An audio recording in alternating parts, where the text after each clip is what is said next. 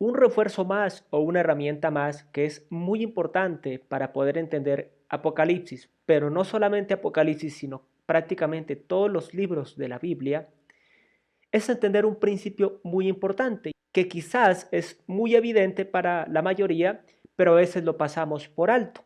Lo recordaba de un pastor y evangelista, Joseph Prince, que básicamente todos los libros en la Biblia tienen un contexto y un inicio que determina el desarrollo de la obra literaria como tal.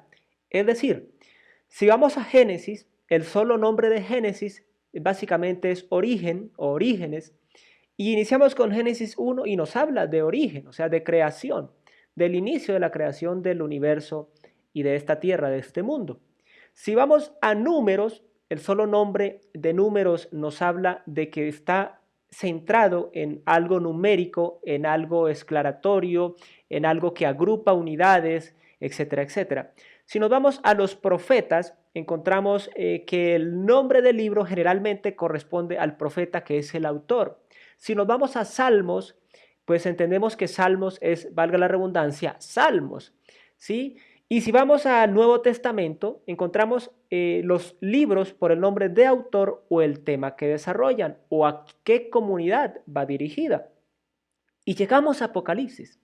Y si nos damos cuenta, en Apocalipsis 1 nos dice que Apocalipsis es la revelación de Jesucristo. Y esto es el tema central de Apocalipsis y es muy importante, demasiado importante, si queremos entender Apocalipsis. Es decir, que cuando entramos a estudiar Apocalipsis, no podemos ir con la visión de entender la manifestación del tiempo del fin, la manifestación del anticristo, la manifestación del falso profeta, la manifestación de las trompetas, de los sellos, de las copas de la ira. No, es la manifestación de Jesucristo. ¿Por qué? Iniciamos el capítulo 1 viendo a Jesucristo en su manifestación sobrenatural, gloriosa, majestuosa. Luego lo vemos como el Cordero inmolado, ¿sí? Como el Cordero que nos redimió del pecado y de la muerte. Luego lo vamos a ver como el que está manifestando los juicios, permitiendo que se den los juicios, autorizando, por así decir, los juicios, e iniciando el proceso de la semana 70 de Daniel. Y luego lo vemos sobre el final, viniendo de manera gloriosa como el Rey de Reyes y Señor de Señores, montado en un caballo blanco, a dictar la última sentencia sobre el anticristo y el ejército que le acompaña, que va a destruir al pueblo de Israel. Entonces, cuando entramos a Apocalipsis con esta mentalidad y con este conocimiento y este entendimiento que Apocalipsis es la manifestación gloriosa de la gloria, del poder y de la determinación de Jesucristo, automáticamente se caen una cantidad de candados, se caen cadenas, se caen velos y nuestra claridad sobre Apocalipsis es mucho mayor. Ahora, hoy entramos a un capítulo muy importante porque hablábamos en las clases anteriores y en el video anterior que el tiempo ya no será más. Este es el capítulo que es como un medio en el Apocalipsis para luego señalar ya todo lo que viene hacia el tiempo del fin. Ahora, a partir de este es importante que tengamos la certeza, la paz y la tranquilidad y la libertad de mente en el Espíritu Santo para entender las imágenes que vamos a ver, porque son un poco quizás confusas para muchos y tenemos que apegarnos a la sola escritura, a la sola Biblia. No podemos cavilar o divagar en lo que quizás algunas personas interpretan o dicen, sino que tenemos que ceñirnos a lo que la Biblia nos está diciendo. Así que sin más, soy Mario Rodríguez, les envío un caluroso abrazo y les doy la más cordial bienvenida. Ya comenzamos.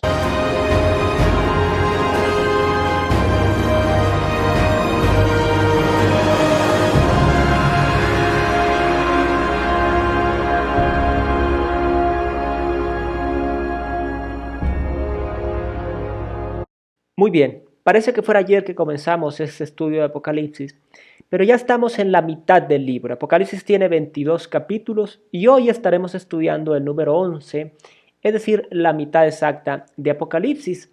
Y vamos a estar viendo un tema muy interesante, como es el caso de los dos testigos, que aún personas que no han leído el pasaje han escuchado hablar de ellos. ¿sí?, acerca de estos dos testigos. Así que, como siempre, vamos a usar la Nueva Traducción Viviente y la Reina Valera de 1960 de la página o aplicación YouVersion, que, como siempre, estará en la descripción de este video en la parte inferior para que puedas descargar la aplicación o visitarla en la página web. También los versículos que se citen aparte de Apocalipsis 11 estarán apareciendo acá, la cita bíblica, para que puedan ir y estudiarla en su Biblia o en su dispositivo que tengan a la mano con la versión bíblica que tengan. Así que vamos a ir a comenzar con el estudio de Apocalipsis capítulo 11. Tiene como título Los dos testigos, tanto en la NTV como en la RVR. Bien, luego me fue dada una vara para medir y me fue dicho: ve y mide el templo de Dios y el altar, y cuenta el número de adoradores. Pero no midas el patio exterior, porque ha sido entregado a las naciones, las cuales pisotearán la ciudad santa durante 42 meses. Es importante que entendamos acá que a quien se le está dando esa orden o a quien se le está dando esa indicación y esa vara para medir es a Juan mismo. Y esa voz le dice que vaya y mida el templo de Dios y el altar. No se está refiriendo al templo en el cielo, ¿sí?, porque vemos incluso más adelante también, y ya lo hemos visto anteriormente, que se habla de un templo o una similitud del templo en el cielo. No es a lo que se refiere acá, es un templo terrenal. Ahora, ¿cómo es esto posible? Que le esté mandando a medir un templo que en este tiempo no existe. Si nosotros somos históricamente correctos o geográficamente correctos, en este momento no hay templo en Israel, no hay templo en Jerusalén. Pero hay algo interesante. Hay una parte, un grupo muy selecto del pueblo judío, del pueblo de Israel, que está preparado económicamente, financieramente, ideológicamente y basados en la ley de Moisés, en la Torá, el Pentateuco, de querer reconstruir un nuevo templo, hacer un nuevo templo conforme y con base en las medidas de lo que fue el templo de Salomón y las instrucciones de toda esta parte que son los mobiliarios del templo, de acuerdo a lo que fue las instrucciones de Dios a Moisés. Eso lo quiere hacer una sección del pueblo de Israel, no todos, pero sí una sección. Ahora, entendemos que este objetivo de hacer la construcción del templo no es realmente algo que esté directamente enfocado en la voluntad de Dios, sino que estará incluido dentro de todo lo que apuntará y lo que será hacia el tiempo del fin y que simplemente debe cumplir un propósito. Hay algo importante que me gustaría dar una pincelada para que entremos en contexto. Cuando Jerusalén fue destruida en el 67-70 después de Cristo, el templo fue totalmente destruido porque era el centro que reunía la fuerza nacionalista del pueblo judío, del pueblo de Israel.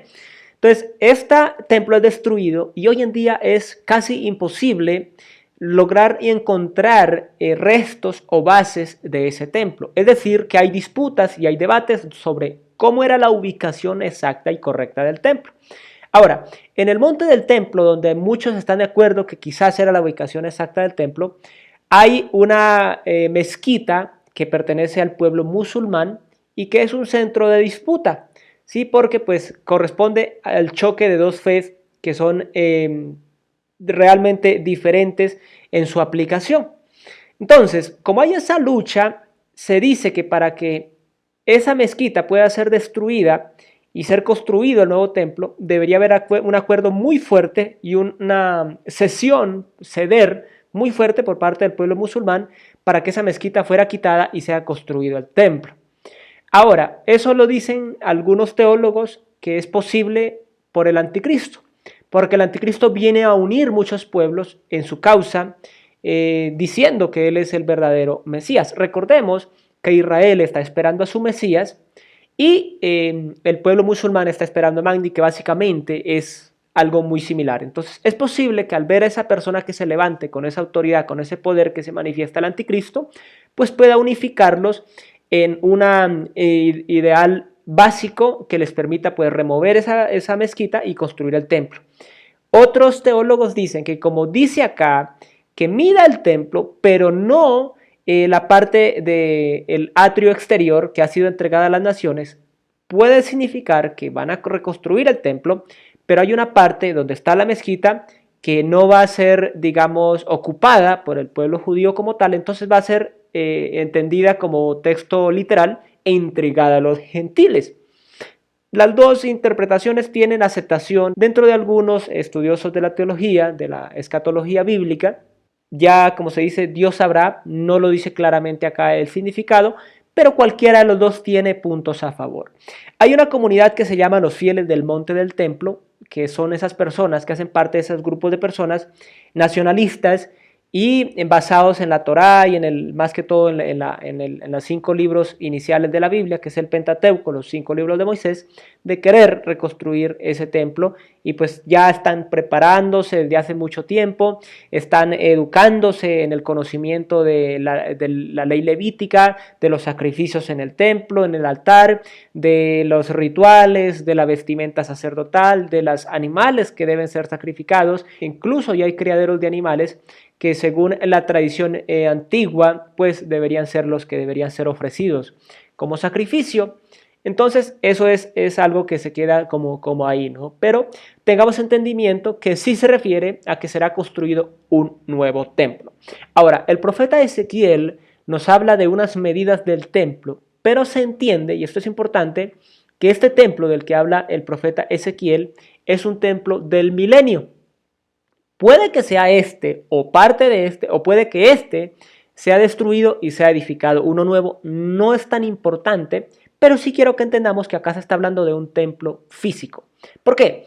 Hay algunos teólogos que alegan que se está refiriendo a la iglesia, ¿sí? Porque la iglesia es el templo del Espíritu, la habitación de Dios en el cuerpo de Cristo, toda esta parte que ellos usan algunos versículos, pero es ilógico entender esta manera porque está hablando de que hay una parte externa, un atrio exterior que fue entregado a las naciones, a los gentiles, para que la pisoteen, o sea, con desprecio, con oprobio, y habla de que adentro de esto van a haber algunos que oran y que alaban y que adoran a Dios. Entonces no aplica en el término realmente literal, y como digo, la Biblia no nos confunde, sino que nos trae claridad sobre el texto. Entonces volvemos y caemos en lo mismo, y vuelvo y repito lo de siempre.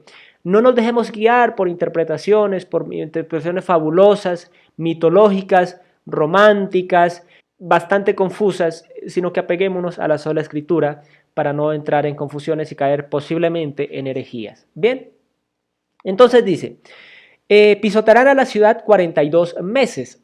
Estos son 3 años y medio, o sea, 1260 días. O, como dice ahí, 42 meses. Tiempos, un tiempo y la mitad de un tiempo. En otras partes de la Biblia lo dice. En definitiva, 3 años y medio, años, entiéndase, lunares, de 360 días cada uno, no como nosotros que tenemos 365 días y 6 horas generalmente. Entonces acá se ve esta parte importante, que de los 7 años de la semana 70 de Daniel, aquí hay medio tiempo que va a estar sucediendo eso, 3 años y medio. Y se entiende por la interpretación del texto que nos está hablando del tiempo inicial de la tribulación y no de la gran tribulación. Y ya vamos a ver un poco más en profundidad por qué. Versículo 3. Mientras tanto, yo daré poder a mis 2 testigos y ellos se vestirán de tela áspera y profetizarán durante esos 1260 días. La Reina Valera dice, y daré a mis 2 testigos que profeticen por 1260 días vestidos de cilicio. Entonces se van a levantar 2 personas, 2 varones, ¿sí? Porque en la gramática antigua se traduce realmente como hombres, varones. Entonces, estos 2 testigos Dios los va a dar, los va a conceder para que profeticen durante 3 años y medio. Y estos testigos van a estar vestidos de cilicio, es decir, estarán hablando de arrepentimiento y estarán mostrando el arrepentimiento en sí mismos, o sea, como viviendo el ejemplo para la humanidad de ese tiempo. Ahora, se entiende que estarán profetizando en el pueblo de Israel, posiblemente en Jerusalén, y van a estar con poder, ¿sí? Y van a estar con poder, y vamos a ver lo siguiente. Versículo 4. Estos dos profetas, ¿sí? Ahora dice dos testigos, y ahora los llama como profetas. Son los dos olivos y los dos candelabros que están delante del Señor de toda la tierra, delante de Dios. Si alguien trata de hacerles daño, sale fuego de sus bocas y consume a sus enemigos. Así debe morir cualquiera que intente hacerles daño. Ellos tienen el poder de cerrar los cielos para que no llueva durante el tiempo que profeticen. También tienen el poder de convertir los ríos y los mares en sangre y de azotar la tierra cuantas veces quieran con toda clase de plagas. Bien, dejémoslo hasta aquí. Entonces, aparecen estos dos testigos. Algunos teólogos dicen que predicarán más allá de Israel, a las naciones, a la tierra, lo cual realmente no sería aplicable en la realidad porque en 3 años y medio, el ministerio de Jesucristo fue 3 años, ¿sí? 3 años según la misma Biblia nos da a entender. Y estuvo en el pueblo de Israel, visitó quizás algunas ciudades como Tiro y Sidón que estaban de pronto al margen de Israel. Pero no fue más allá, o sea, no fue a Egipto a predicar, no fue a otro país como decir hoy en día Irán, como decir hoy en día Irak, como decir hoy en día Arabia Saudita, sí que hoy, geográficamente se entiende la localización geográfica. No fue a ellos a predicar, porque en 3 años y medio no se hace mayor cosa, o sea, en 3 años y medio, si me voy yo a predicar por toda Colombia sin descanso, en 3 años y medio no alcanzo a llegar a toda Colombia, ¿sí? Ahora, si cojo toda Sudamérica, pues haría una campaña por las principales ciudades y se me acabó el tiempo, ¿sí?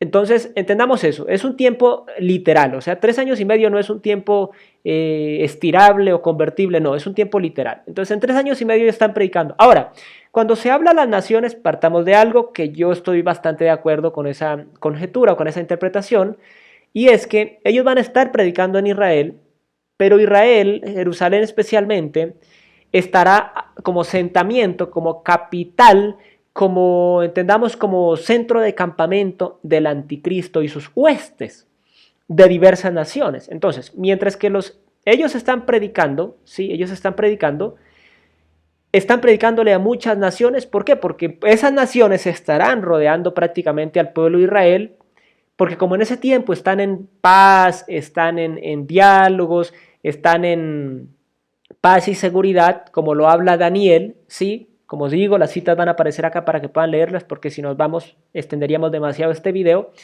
Pero básicamente recordemos que en Daniel se habla de que el anticristo firmará un tratado de paz, que durante un tratado de paz indefinido, pero se romperá a los 3 años y medio. Entonces, ellos van a estar predicando allí, pero también lo van a estar viendo las naciones. Ahora, recordemos que en este tiempo existe la tecnología. Qué fácil puede ser que estén predicando y los estén grabando. Hoy en día hay personas que graban hasta barbaridades, graban una hormiga caminando, graban un zancudo volando, graban una ave cantando en una rama, etcétera, etcétera. ¿Por qué no va a ser posible que en este tiempo de la predicación de estos dos testigos, dos profetas, pues se esté transmitiendo en vivo para el mundo? Una transmisión, por ejemplo, a través de CNN, de BBC, las cadenas entrelazadas en el mundo, pues todo el mundo va a estar viendo.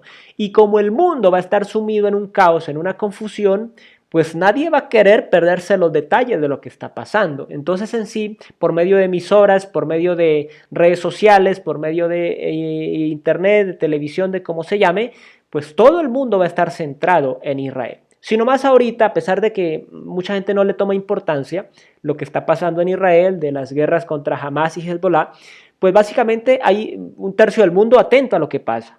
Así vean el resumen un poco después de que pasaron las noticias, pero están atentos por redes sociales, por canales de televisión, por internet, páginas web, periódicos virtuales, periódicos en físico. Están de una u otra manera atentos a lo que pasa en Israel, porque independientemente de todo siempre como que genera esa curiosidad, esa situación de querer saber qué está pasando allí, a pesar de que son cosas, eventos, llamémoslo así, aislados, no vinculados con el real tiempo del fin, que será algo tan grande que todo el mundo querrá estar pues allí encima viendo eso que está sucediendo.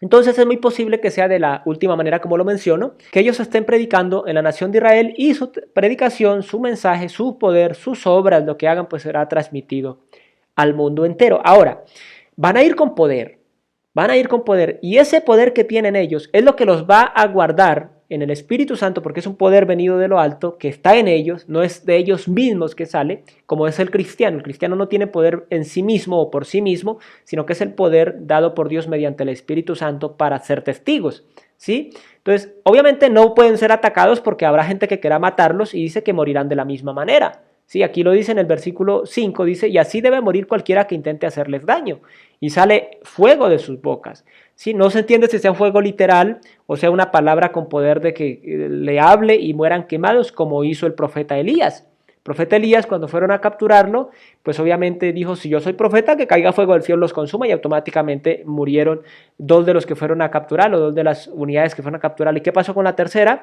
Pues llegó y se arrepintió y pues no murieron, pero porque fueron de manera mansa y humilde, no fueron a atacarlo y a amarrarlo y a amordazarlo. Entonces, eso es importantísimo que lo tengamos claro y que lo veamos acá como es el poder por el cual ellos no pueden ser dañados. Además de eso, ya vamos a ver otro contexto un poquito más adelante.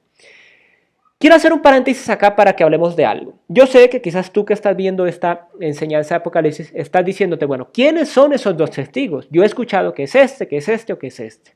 Ok, vamos allá. Ahora, hay algunos que dicen que uno de estos testigos es Moisés. ¿Por qué Moisés? Recordemos que Moisés pues trajo las plagas sobre Egipto. No él, sino Dios, por medio de él, a través de su palabra, él hablaba y pues obviamente Dios lo ejecutaba porque ya lo había predeterminado que así sucediera. Y trajo las 10 plagas, trajo todo este tema de los milagros de dividir el mar rojo, de traer el maná de las codornices. Pues el pueblo miraba que era él el que lo hacía, ¿no? Otros dicen que uno de ellos es Elías, sí, el profeta Elías, y ya les hablé de que Elías pues hizo caer fuego del cielo, cerró el cielo para que no lloviera durante años, hizo una cantidad de cosas en lo largo de su ministerio en este mundo.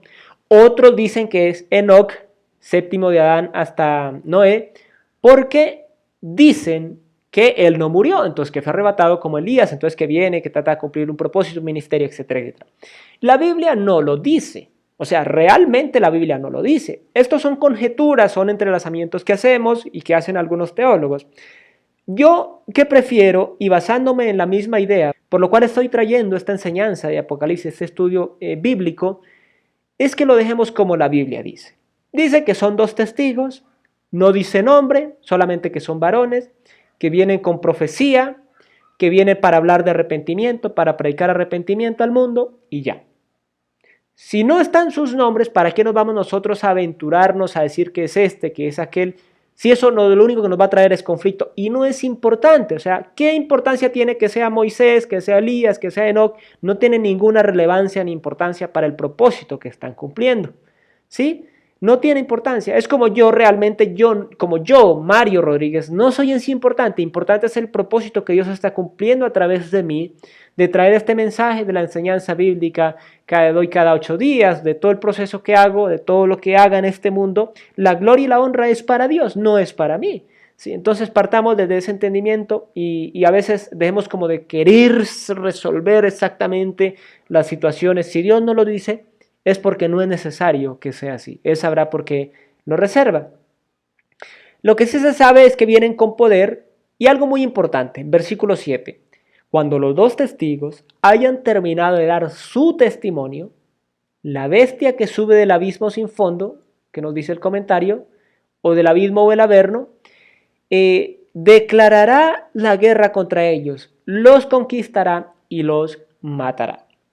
Ok, aquí hay algo importantísimo que a veces omitimos. Versículo 7, cuando ellos hayan terminado de dar su testimonio, no antes. Se entiende que van a haber muchos que van a querer matarlos.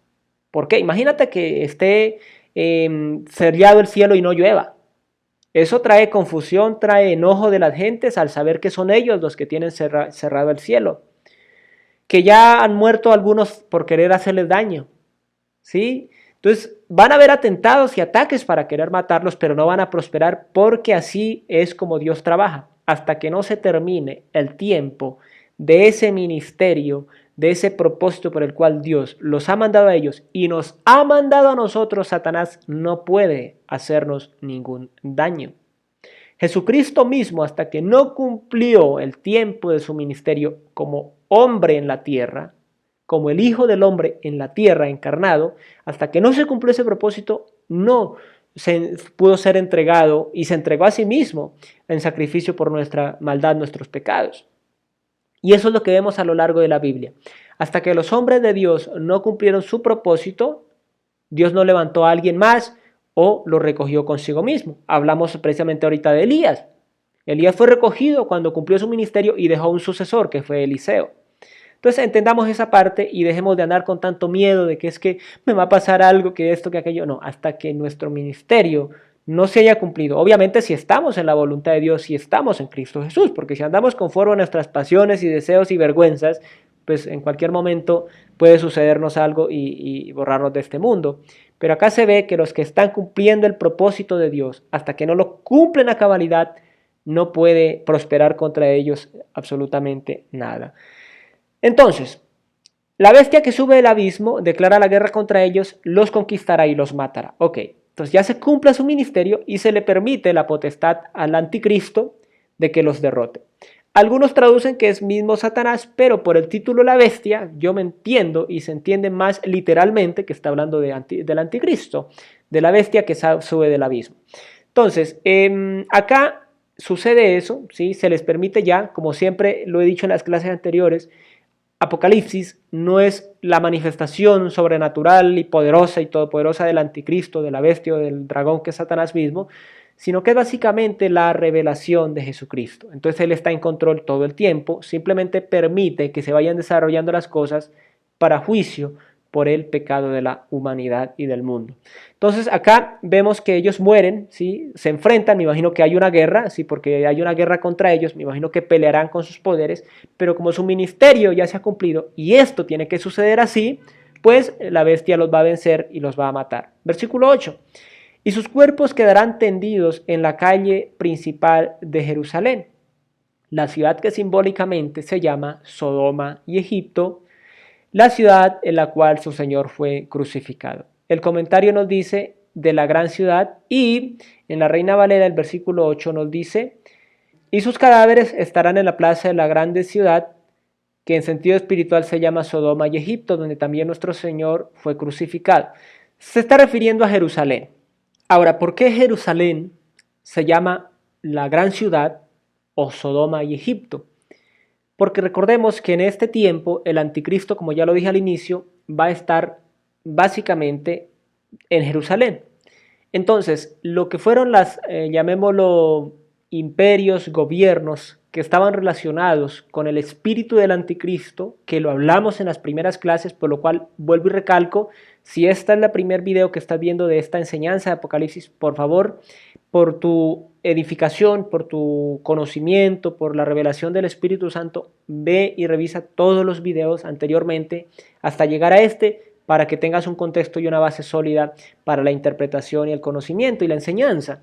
Entonces, partiendo desde esa parte, todos los reinos, desde la que fue la Torre de Babel, Babilonia, Asiria, Medo-Persia, tienen algo que relacionarse con el anticristo porque eran esos intentos o esas planificaciones del espíritu del anticristo, Satanás, de querer destruir al pueblo de Israel.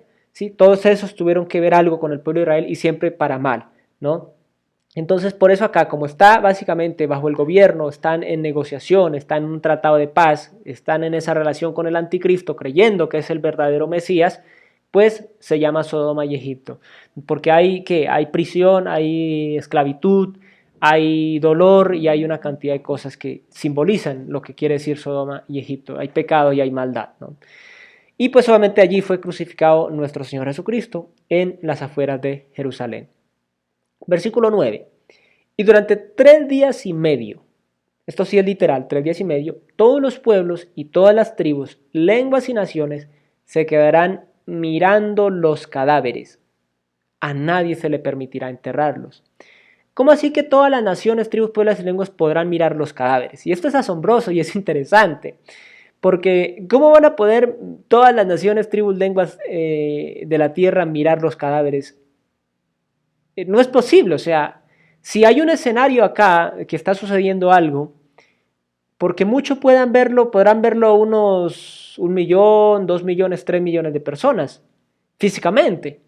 Pero para que todos los tribus, pueblos, lenguas y naciones de la tierra vean algo, tiene que ser basado en algo tecnológico, en una transmisión en vivo, que permita que puedan verlo los tribus, naciones y lenguas.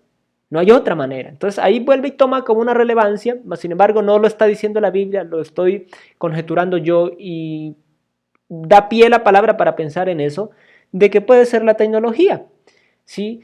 O también que, como vuelvo y digo, en Jerusalén estarán naciones, tribus, pueblos y lenguas que estarán ahí con el anticristo, pues van a ver los cadáveres. Las dos son posibles, la Biblia no la contradice, no lo descarta, no aclara exactamente cómo, entonces puede quedarse ahí, no vayamos más allá para evitar, como digo, caer en cualquier otra interpretación incorrecta.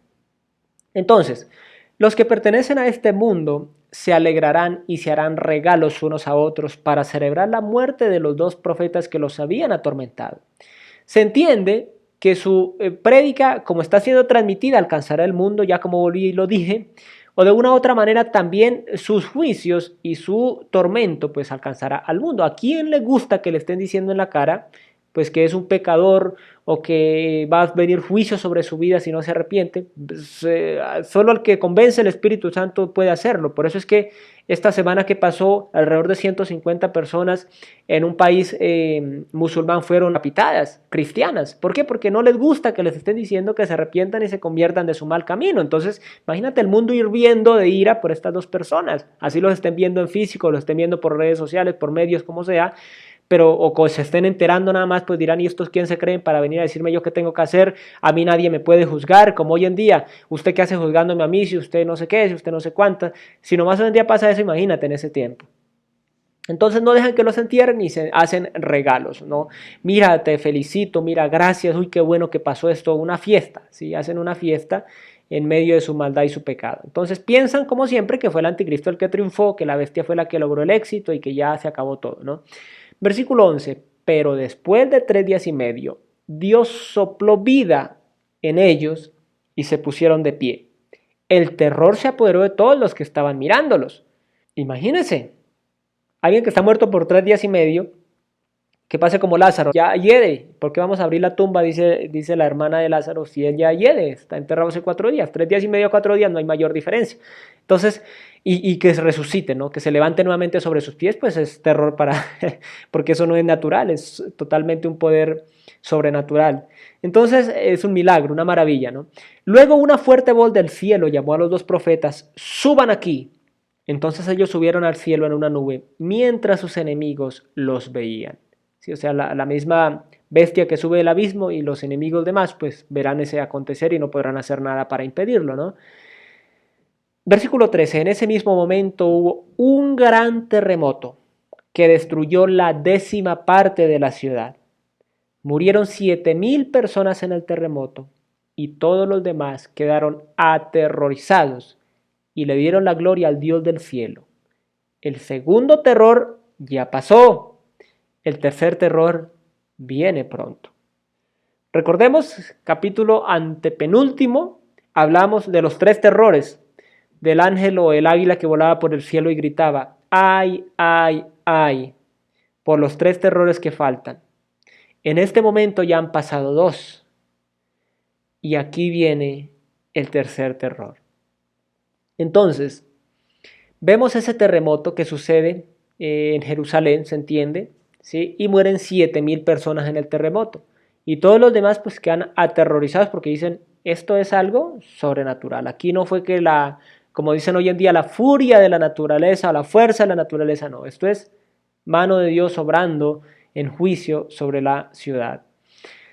Versículo 15, la 7ª trompeta trae el tercer terror. La Reina Valera simplemente dice la 7ª trompeta.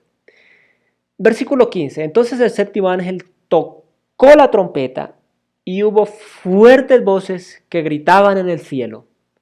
Ahora el mundo ya es el reino de nuestro Señor y de su Cristo, su Mesías, y Él reinará por siempre y para siempre.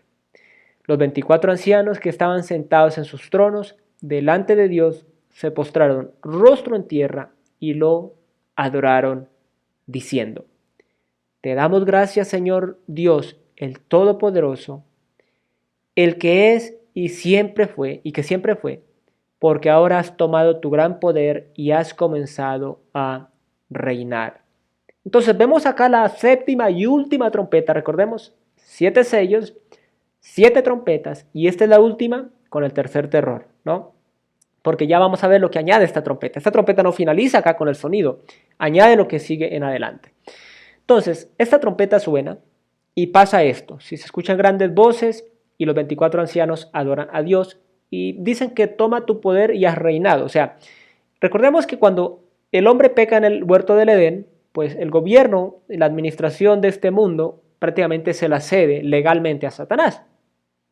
Es como el que apuesta algo sobre la mesa y juega una partida y pierde. Ya eso que apostó queda a nombre de la persona que ganó. Más o menos fue lo que pasó en el mundo, entendámoslo, lo llevo a algo como parabólico para que podamos entenderlo. Pero acá Dios vuelve y retoma el gobierno real, o sea, porque Dios gobierna sobre la creación, pero en este mundo Satanás y sus demonios y el ser humano hace en su mayoría lo que le viene en gana. Pero cuando este tiempo llega, es Dios el que está ejecutando y el hombre lo único que puede hacer es enojarse, pero su ira es impotente, mientras que la ira de Dios es santa y omnipotente, o sea, todo lo puede, todo lo alcanza, ¿sí? Entonces, vemos esa parte acá importante. ¿Por qué dice acá versículo 18? Las naciones se llenaron de ira, pero ahora el tiempo de tu ira ha llegado. Es tiempo de juzgar a los muertos y de recompensar a tus siervos, los profetas, y también a tu pueblo santo, y a todos los que temen tu nombre, desde el menos importante hasta el más importante. Es tiempo de destruir a todos los que han causado destrucción en la tierra. Entonces, algo maravilloso estamos viendo acá. El tiempo ha llegado. Vemos en este tiempo que todavía no hay la retribución, tanto para los buenos como para los malos. Buenos refiriéndonos en Dios, en Cristo Jesús. Y malos pues que hacen lo que les viene en gana y dañan y destruyen y hieren y lastiman.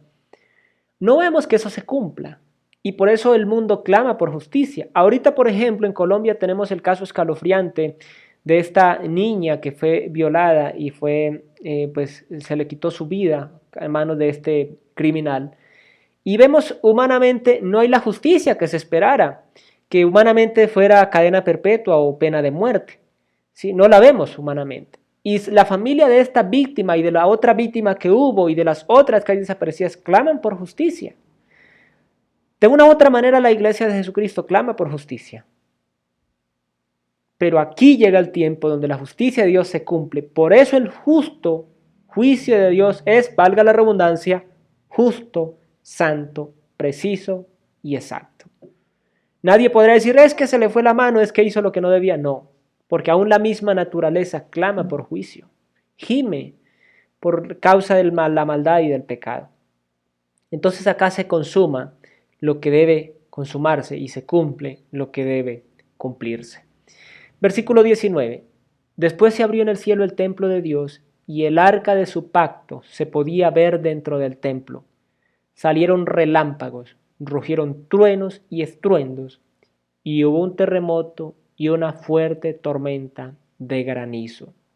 Entonces, cuando suena esa trompeta, incluye todo esto que vemos aquí y lo que vamos a ver hacia adelante. Se abre el cielo, en el cielo el templo de Dios y el arca de su pacto. Algunos traducen arca de pacto como el trono de Dios. No hay un conflicto, no hay una explicación directa que diga qué es eso, ¿sí? Puede referirse al arca como tal, al arca que conocemos de oro macizo, oro puro, o puede ser el trono de Dios. Realmente tienen una similitud bastante interesante, entonces puede ser cualquiera de los dos, no es conflicto, no es importante que sea uno del otro, ya Dios sabrá por qué simplemente lo manifiesta en su revelación como el arca de su pacto. Salen relámpagos, rugieron truenos y estruendos y hubo un terremoto y una fuerte tormenta de granizo. Esta es la conclusión del sonido mismo de la trompeta que desata esto sobre el mundo, ¿sí? Sobre el mundo. Y recuerden lo que ya les he dicho, el séptimo sello aperturó las 7 trompetas y esta trompeta apertura la fase final de Apocalipsis, la fase determinativa de lo que es la fase final, concluyente de Apocalipsis para no solo este mundo, sino la creación entera. Entonces, eso lo vamos a ver en las siguientes enseñanzas, así que te invito a suscribirte, dejar tus preguntas, comentarios. Gracias por compartir, activar la campana de notificaciones para que cada enseñanza te esté llegando cuando se suba y nos vemos en el siguiente video. Dios nos bendice mucho. Adiós.